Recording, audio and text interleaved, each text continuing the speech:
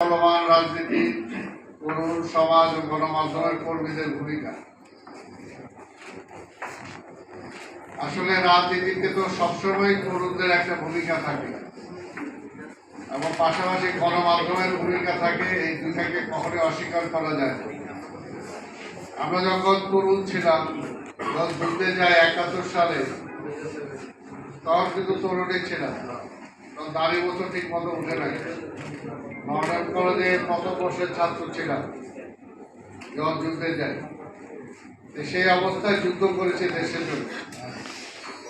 তারপরে যুদ্ধ পরবর্তী সময় থেকে এখন পর্যন্ত এই আওয়ামী ফ্যাসিবাদের বিরুদ্ধে লড়াই করতেছি। পাশাপাশি আরেকটা যেটা, যে সমাজ বিনির্মাণে গণমাধ্যমের ভূমিকা, গণমাধ্যমের কর্মীদের ভূমিকা অবশ্যই। স্বাধীনতার পরে এই গণমাধ্যমের উপরে সর্বপ্রথম আঘাত এসেছে। যেমনি যুবক ছাত্রদের উপর আঘাত এসেছে, ঠিক তেমনি এসেছে গণমাধ্যম। এই দুইটা সেক্টরটাকেই সবসময় স্বৈরাচার বা ফ্যাসিবাদরা সবসময় টার্গেট করে। সেই কারণে স্বাধীনতার পরে এক পর্যায়ে এসে প্রথম তো পত্রপত্রিকাগুলোর উপর আক্রমণ হলো।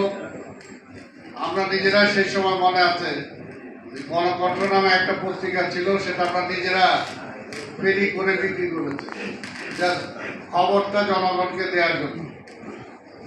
সেই সময় দেখেছি যে কিভাবে প্রেসকে ভেঙে দেওয়া হয়েছে, গণমাধ্যমের সাংবাদিকদেরকে কিভাবে হ্যারাসমেন্ট করা হয়েছে। অর্থাৎ স্বৈরাচাররা সবসময় ভয় পায় যে অপরাধ করবে, কিন্তু সেই অপরাধটা আমার জনগণের মাঝে যাতে না আসে, প্রচার যাতে না পায়। অপরাধ করবে কিন্তু অপরাধীর চেহারা দেখানো যাবে না, অপরাধ করেছে এটা বলা যাবে না। সেই কারণে আবার তার উপর দমন পীড়ন। এবং সেই সময় আপনারা দেখেছেন যেমনিভাবে রাজনৈতিক দলগুলো নিষিদ্ধ করা হয়েছে, ঠিক একইভাবে সকল পত্রিকা, মাত্র 4টা পত্রিকা রেখে সকল পত্রিকা ব্যান করে দেওয়া হয়েছে। কারণ ছিল একটাই, যে জনগণ যাতে সত্যটা না জানতে পারে। কিন্তু বাংলাদেশ এমন একটা দেশ, যে দেশটা ভারতের মতো বা পাকিস্তানের মতো বা পৃথিবীর অনেক দেশের মতো আলাপ আলোচনার মাধ্যমে স্বাধীন হয় নাই। আমরা যুদ্ধ করে দেশ স্বাধীন করছি। কাজে বাংলাদেশ এমন একটা দেশ, এই দেশের মানুষরা অন্যায় কিছুদিন সহ্য করে, মিথ্যাটা কিছুদিন শুনে, কিন্তু তারপরে চূড়ান্ত পর্যায়ে কিন্তু অন্যায়ের বিরুদ্ধে, মিথ্যার বিরুদ্ধে রুখে দাঁড়ায়। বারবার এটা হয়েছে, যেগুলো 69-এ আমরা করেছি, 70-এ করেছি, 71-এ করেছি, ঠিক তেমনি 75-এ হয়েছে, ঠিক তেমনি 90-এ হয়েছে, এবং গত 24 তো আমাদের চোখের সামনে কিভাবে সন্ত্রাসের বিরুদ্ধে কিভাবে মানুষ নেমে এসেছে। আমরা দেখেছি যে এর আগে ফাইনালি যখন আগস্টের এই ঘটনা ঘটে, তার আগে আমরা 28 অক্টোবর বিএনপির পক্ষ থেকে আমরা চেষ্টা করেছিলাম যে জনগণকে সাথে নিয়ে এসে যাতে সরকার বুঝে যে এরকম একটা কিছু হওয়ার আগেই যাতে সে ক্ষমতা ছাড়ে। কিন্তু সেই সময় আমাদের উপর কি নির্মম নির্যাতন করা হয়েছে আপনারা দেখেছেন। আজকে নবীউল্লাহ নবী আছে,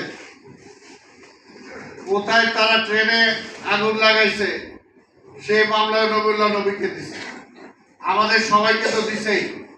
এমন কোনো মামলা বাদ নাই, এমন কোনো নিপীড়ন নির্যাতন বাদ নাই। কিন্তু আজকে নবীউল্লাহ নবী এখানে বসে আছে, হাসিনা কোথায়? হাসিনা নাই। আজকে যে খালেদা জিয়াকে সে শেষ করতে দিয়েছে চেয়েছে, আজকে সেই খালেদা জিয়া সুনামের সাথে আজকে বাংলাদেশে আছে, কিন্তু শেখ হাসিনা কিন্তু নাই। এই কারণে আমরা সবাই বলি ইতিহাস থেকে শিক্ষা গ্রহণ করা, কিন্তু ইতিহাস থেকে কেউ শিক্ষা গ্রহণ করে না।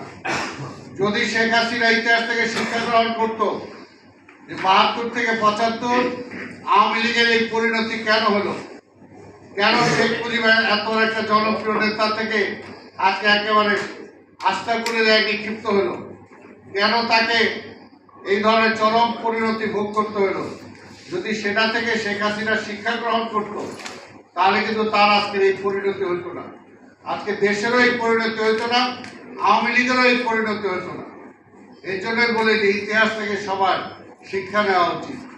জোর করে বেশি দিন কেউ টিকে থাকতে পারে না। আর বাংলাদেশে তো নাই, বাংলাদেশের মানুষের মন কিন্তু খুব দুর্বল, খুব দুর্বল। আপনারা দেখবেন যে বর্ষাকালে বা বৃষ্টির সময় যখন বৃষ্টির পানি পড়ে আঠালো মাটি, সেই মাটি কিন্তু একেবারে নরম হয়ে যায়, পা দিলে পা স্লিপ করে খাদা খাদা ভরে যায়। আবার এটাই যখন রৌদ্র এসে শুকায় তখন কিন্তু এইখানে মুস্টা লাগলে ওর পা কিন্তু বাইরে যাওয়ার মতো অবস্থা। এই জন্য বাঙালির মন এমন মন যে একটা যাওয়ার একটা পকেট পায় ধরা হয়েছে, ধরার পরে যাওয়ার সময় হয়তো আমি এটা পার দিয়ে গেলাম, আমিও তার একটা ঢুস দিয়ে গেলাম, কিন্তু যখন কিছুক্ষণ পরে ফিরে আসি, যখন রক্তাক্ত অবস্থায় সেই পকেট পাইপ পরে আছে, তখন কিন্তু আবার বাঙালি বলে এইভাবে মারাটা ঠিক হয় না, তার আইনের কাছে দিকে যাবে। অর্থাৎ একদিকটা নরম মন আর এই দিকটা কিন্তু কঠিন মন। এই কারণেই বলবো যে আজকের এই বাংলাদেশে দেখেন স্বাধীনতার পরে আমরা অনেক অনেক কষ্ট করেছি, অনেক চেষ্টা করেছি, কিন্তু এই দেশটাকে আমরা যে কারণে দেশটা স্বাধীন করলাম সেই জায়গায় নিয়ে যেতে পারি নাই। বারবার গণমাধ্যমের উপরে আঘাত এসেছে যুব সমাজের উপরে, ছাত্রদের উপরে, সাধারণ মানুষের উপরে, কিন্তু আবার রুখে দাঁড়াইছে। আমরা কি বারবার খালি রুখেই দাঁড়াবো আর বারবার খালি পরিবর্তনই হবে? এটা তো একটা শেষ দরকার। এই কারণে আজকে আপনাদের বুঝতে হবে, সত্যিকার অর্থে যদি আমরা বুঝি যে জনগণের জন্য কি দরকার, জনগণের পরীক্ষিত শক্তি কোনটা, জনগণের পরীক্ষিত রাজনীতিটা কোনটা, আজকে এটা আপনাদেরকে বুঝতে হবে। যে ৭২ থেকে এই পর্যন্ত আমরা আসছি, এই পর্যন্ত কয়টা দল আমার বাংলাদেশে আছে, কোন দলটার অতীতটা কি। কাজে সেই কারণে আমি অন্তত বলতে পারি যে আমি যেহেতু বিএনপি করি, আমি অন্তত বলতে পারি যে বিএনপির একটা গৌরবোজ্জ্বল অতীত আছে। বিএনপি গর্ব সহকারে তার অতীতটা বলতে পারে যে আমার নেতা শহীদ রাষ্ট্রপতি জিয়াউর রহমান একসময় স্বাধীনতার ঘোষণা দিয়েছে। এটা কিন্তু একটা বিরাট গর্বের ব্যাপার বিএনপি। পাশাপাশি আজকে আরেকটা রাজনৈতিক দল কিছুদিন আগে আমাদের কাছে ভর করেছিল, আজকে সেই রাজনৈতিক দলটাকে বলেন যে মুক্তিযুদ্ধের সময় তার কি ভূমিকা ছিল, সে কি গৌরবের সহকারে বলতে পারবে? কি বলেন না কেন বলতে পারবে না, সেই মুখ নাই। তাদের সেই সময় গৌরব অর্জন তো দূরের কথা, সেই সময় একটা কলঙ্কজনক একটা ভূমিকা ছিল, কাজে তাদের বলার কিন্তু মুখ নাই। তারপরে স্বাধীনতার পরে এই দেশটাকে গড়ে তোলার জন্য আমার নেতা জিয়াউর রহমান ৭৫ সালে স্বাধীনতার পর যখন তার হাতে দায়িত্ব অর্পণ করা হয়, তখন কিন্তু এই দেশের ৭৫-এ জিয়াউর রহমান ক্ষমতা নেওয়ার আগে এই দেশটা এমন ছিল মানুষ না খেয়ে মারা গেছে, একজনের ভূমি আরেকজন খাইছে, এরকম দেশের অবস্থা ছিল। মানুষের পরনে কোনো কাপড় ছিল না, মানুষের সারা পৃথিবীতে আজকে আমাদের ছবিগুলো ব্যবহার যে কঙ্কাল সার দেহ, শরীরে কোনো মাংস নাই, এমন একটা অবস্থা বাংলাদেশের চেহারা। এই চেহারাটাই বিদেশে তুলে ধরা হতো, কিন্তু সেখান থেকে জিয়াউর রহমান দায়িত্ব নেওয়ার পরে 2 বছরের মাথায় সেই দেশের মানুষকে তিনি খাওয়াইছেন, আবার বিদেশে চাল রপ্তানি করছেন, এই জিয়াউর রহমান আসার আগে আপনার যে অঞ্চলে নারায়ণগঞ্জ এবং আজকে রবীন্দ্র নবীর যে এলাকা, ড্যামরার শ্যামপুর ওই এলাকার মিল ইন্ডাস্ট্রিগুলো সব বন্ধ হয়ে গেছিল স্বাধীনতার পরে। অনেক মিল ইন্ডাস্ট্রি, কাপড়ের মিল বা তুলার মিল, এগুলো জ্বালাই দিছিল, পাটের মিল জ্বালাই দিছিল, কিন্তু জিয়াউর রহমান এসে আবার সব বন্ধ মিল কারখানাগুলো তিনি চালু করছিলেন। এই আদমজি মিল 2 শিফট 3 শিফট তিনি চালু করেছিলেন। অর্থাৎ তিনি জানতেন, তিনি মনে করেছিলেন যে বাংলাদেশ জিয়াউর রহমান ক্ষমতায় আসার আগে বাংলাদেশের জনসংখ্যা ছিল একটা আপদ, একটা বিপদ। সবাই বলতো এত ছোট্ট একটা দেশ, এত কোটি মানুষ, প্রত্যেকে খাওয়াবে পড়াবে, প্রত্যেকে তাদেরকে চলবে। কিন্তু জিয়াউর রহমান জানতেন যে আল্লাহ মানুষ যে সৃষ্টি করেছেন, পাশাপাশি তার ব্রেন দিয়েছে, তার হাত পা দিয়েছে, আমি যদি তার কর্মের সংস্থান করে দিতে পারি তাহলে নিজেরটা সে নিজেই জোগাড় করে দিতে পারবে। সেই কারণে তিনি এই মিল ইন্ডাস্ট্রিগুলোকে আবার চালু করেছিলেন, কর্মের সংস্থান করেছিলেন। তিনি কৃষিতে বাম্পার ফলন করেছিলেন, কৃষিতে সেখানে শ্রমিকদের ব্যবস্থা করেছিলেন, তিনি শ্রমিকদেরকে বিদেশে পাঠানোর ব্যবস্থা করেছেন। পাঠানোর ব্যবস্থা করেছেন। এই মিল ইন্ডাস্ট্রি সে সময় চালু হয়েছে, গার্মেন্ট চালু হয়েছে, পোলট্রি চালু হয়েছে। আজকে সেই সময় সারা বাংলাদেশে তিনি বনায়ন করেছিলেন, মৎস্য চাষ করেছিলেন, খাল কেটেছেন মাইলের পর মাইল, অর্থাৎ মানুষের জন্য তিনি রাজনীতিটা করেছিলেন। এটাই হলো বিএনপি। জিয়া রহমানকে মারা হলো কেন? কারণ জিয়া রহমান যদি 8-10 বছর বাংলাদেশের ক্ষমতায় থাকতো, তাহলে বহু আগে এই বাংলাদেশটা মালয়েশিয়া সিঙ্গাপুর হয়ে যেত, বহু আগে হয়ে যেত। সেই কারণে জিয়া রহমানকে মারা হয়েছে, সেই কারণে জিয়া রহমানকে মারা হয়েছে। আবার তারপরে বেগম খালেদা জিয়া যখন আসলো, বেগম খালেদা জিয়াও এই উন্নয়নের সোপান ধরে সামনের দিকে এগোচ্ছিলেন। আবার দেখলেন 111 হয়ে বেগম খালেদা জিয়াকে জেলে নিয়ে যে ভদ্রমহিলা হেঁটে জেলখানায় গেল, আর জেলখানা থেকে বের হওয়ার সময় তাকে খাটলার মধ্যে শুয়ে বের হতে হলো। অর্থাৎ তাকেও মেরে ফেলার ষড়যন্ত্র করা হয়েছে, তারেক রহমানকে মেরে ফেলার ষড়যন্ত্র করা হয়েছে। কি কারণে? কারণটা একটাই, যদি জিয়া রহমান ক্ষমতায় থাকতো, বহু আগে দেশটা দাঁড়ায় যেত। বেগম খালেদা জিয়া যদি ক্ষমতায় থাকতো, এই দেশটা আরো সামনের দিকে যাইতো। এখন তারা তারেক রহমানের ভয় পায় যে তারেক রহমান আসতে দেওয়া যাবে না, তারেক রহমানের বাংলাদেশের ক্ষমতায় দেওয়া যাবে না। কি কারণ? কারণটা একটাই যে বিএনপি নেতা তারেক রহমান ক্ষমতায় আসতে, সে জিয়া রহমান এবং খালেদা জিয়ার সরকার তার মাথায় আছে দেশটাকে কিভাবে চালাতে হবে, বেকার সমস্যা কিভাবে সমাধান করতে হবে, কৃষকদের ন্যায্য পণ্যের দাম কিভাবে দিতে হবে। কিছুদিন আগে দেখছেন সে ভাষণে বলছে যে আজকে এটা অনেকেই জানতো না যে বাংলাদেশে যে আলু যারা উৎপাদন করে, এইবার সে আলু ন্যায্য মূল্য পায় নাই, বা সেই আলুকে যে সংরক্ষণ করার জন্য যে আজকে দরকার, কোল্ড স্টোরেজ দরকার, সেটা নাই, ন্যায্য মূল্য পায় নাই, কৃষক অনেক ক্ষতিগ্রস্ত হয়েছে। এই চিন্তাটা কে করছে? কাজে যে রাষ্ট্র ক্ষমতায় থাকবে তাকেই তো চিন্তা করতে হবে। সেই কারণে বললাম যে আজকে তারেক রহমানের মাথায় এগুলো আছে। বেকার সমস্যা কিভাবে সমাধান করতে হবে, আজকে শ্রমিক, কৃষক, সাধারণ মানুষের জন্য তিনি রেশনিং এর চিন্তা করেছেন। আজকে আজকে চাল, ডাল, তেল, লবণ, যে নিত্য প্রয়োজনীয় কয়টা, এই কয়টা নিত্য প্রয়োজনীয় দ্রব্য যদি আমি রেশনিং এর মাধ্যমে দিতে পারি, তাহলে এখানে কোনো সমস্যা থাকবে না। এই চিন্তা তিনি করেছেন। আজকে পররাষ্ট্রনীতির চিন্তা করেছেন। আজকে ভারতের সাথে সম্পর্ক কি হবে? আজকে পানি আমি পাচ্ছি না, আমি শুকনো সময় পানি পাই না, বর্ষায় পানি দিয়ে ভাসায় দেওয়া হয়, এই সমস্যা কিভাবে সমাধান করা যায়। কাজেই এই কারণেই আজকে যারা চায় না, দেখেন শেখ হাসিনা চাইতো না নির্বাচন। কেন চাইতো না? শেখ হাসিনা নিজে পরিষ্কার বলতো, আমি কেন নির্বাচন দিব? ওই তারেক রহমান এসে দেশ চালাবে, এটার জন্য। কি বলছে না এটা শেখ হাসিনা? আবার 5ই আগস্টের পরে সবাই ধারণা করছে যে 3 মাস 6 মাসের মধ্যে একটা সংস্কার করে নির্বাচন হয়ে যাবে। কিন্তু দুই একটা দল পরিষ্কারভাবে বলছে কি কারণে আমরা নির্বাচন দেব, ওই বিএনপি এসে ক্ষমতায় যাবে, এটার জন্য। কি বলছে না কয়েকটা দল? অর্থাৎ এই জায়গায় কিন্তু মিল আছে, এই জায়গায় হাসিনার সাথে তাদের মিল আছে যে বিএনপির ক্ষমতা আসতে দেওয়া যাবে না। কারণ বিএনপি ক্ষমতা আসতে দেশের চেহারা পাল্টে যাবে, দেশের অর্থনৈতিক ব্যবস্থা পাল্টে যাবে, মানুষ না খেয়ে মারা যাবে না, কোনো সন্ত্রাস থাকবে না। এই কারণে বিএনপিকে আসতে দেওয়া যাবে না। তাই আজকে আমাদেরকে বুঝতে হবে, আজকে সামনে নির্বাচন আছে। এই নির্বাচন একটা যেটাই নির্বাচন না, এই নির্বাচনের মধ্যে যে প্রমাণ হবে বাংলাদেশ সামনে এগুবে না পিছনের দিকে যাবে। কাজে এই নির্বাচনে আপনাদের যে এলাকায় আপনারা আছেন, যে এলাকায় আজকে নবীউল্লাহ নবী প্রার্থী হয়েছে ধানের শীষে, যে এলাকায় আজকে মাসুদুজ্জামান মাসুদ সাহেব প্রার্থী হয়েছে ধানের শীষে, তাদেরকে ভোট দিতে হবে। ভোট দিয়ে তাদেরকে পার্লামেন্টে পাঠাইতে হবে। পাঠাইলে হবে কি, আজকে দেশটা তখন এরা নির্বাচিত হলে, বেগম খালেদা জিয়া নির্বাচিত হলে, তারেক রহমান নির্বাচিত হলে, এই দেশটা আমরা সামনের দিকে এগোতে পারবো।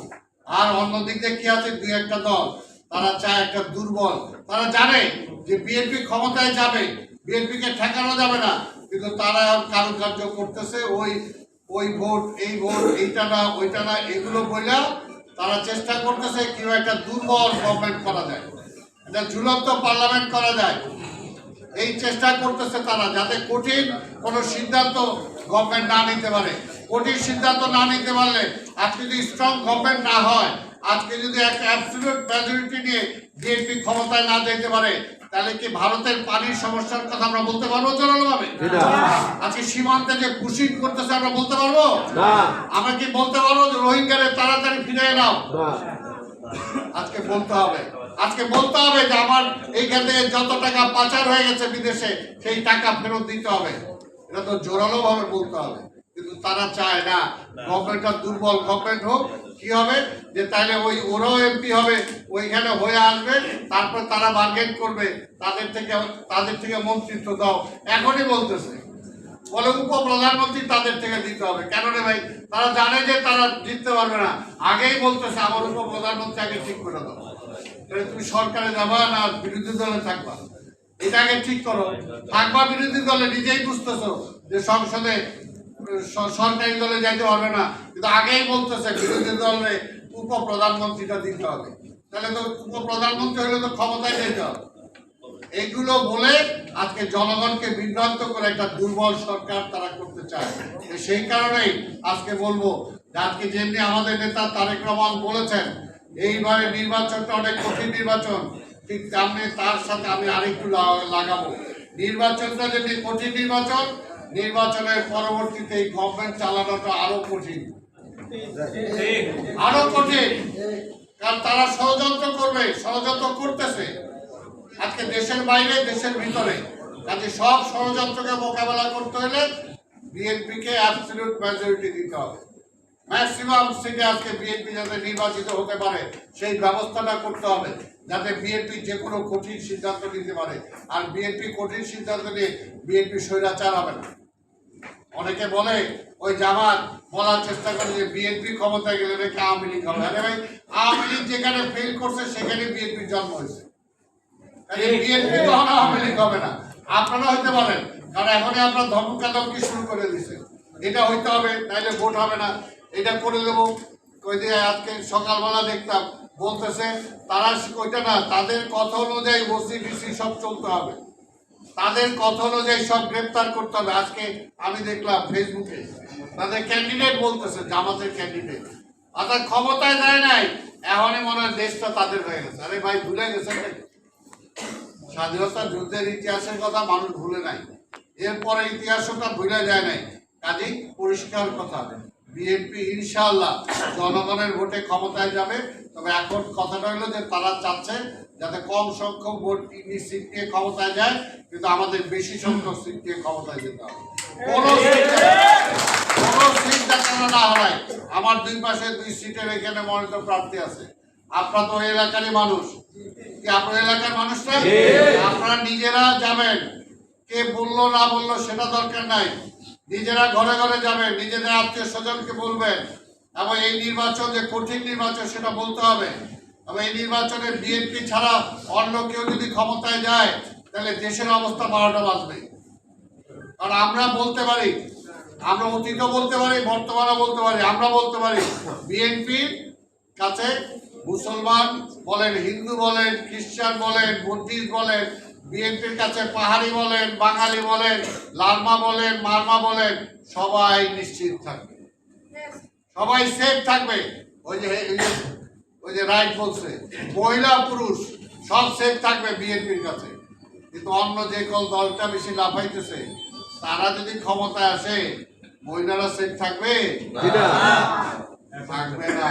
কাজে এই কারণে বললাম, মহিলা বলি, পুরুষ বলি, মুসলমান বলি, হিন্দু বলি, বৌদ্ধ বলি, আজকে পাহাড়ি বলি, বাঙালি বলি, উপজাতি বলি, সবার সেফ থাকতে পারবে একমাত্র একটাই দল, যদি বিএনপি কে ক্ষমতায় আনা যায়।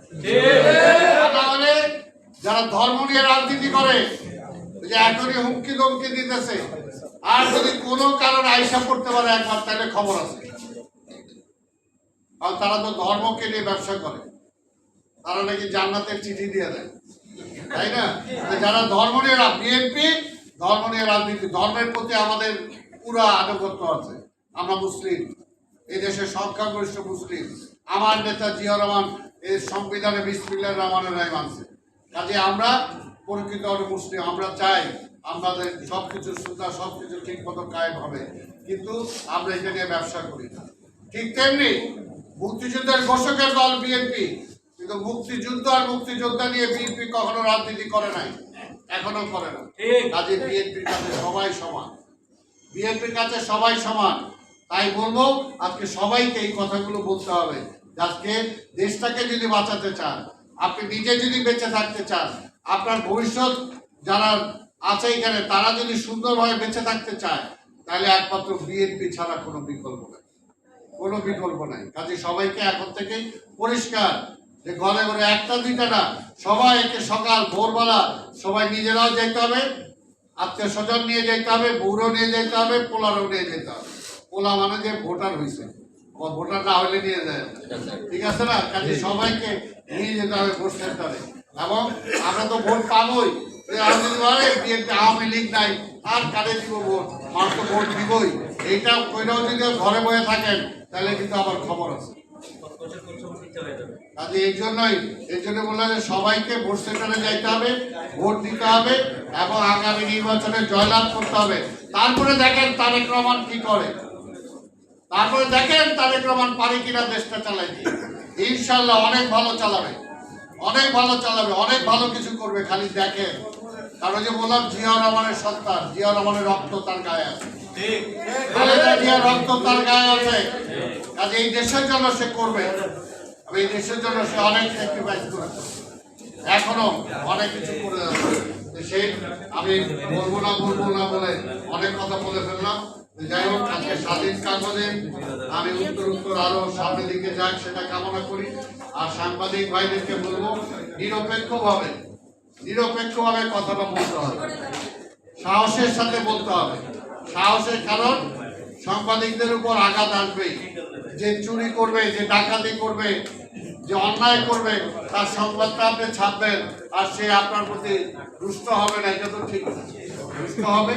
ওইটাকে মেনে নিয়েই আপনাকে সামনের দিকে যেতে হবে।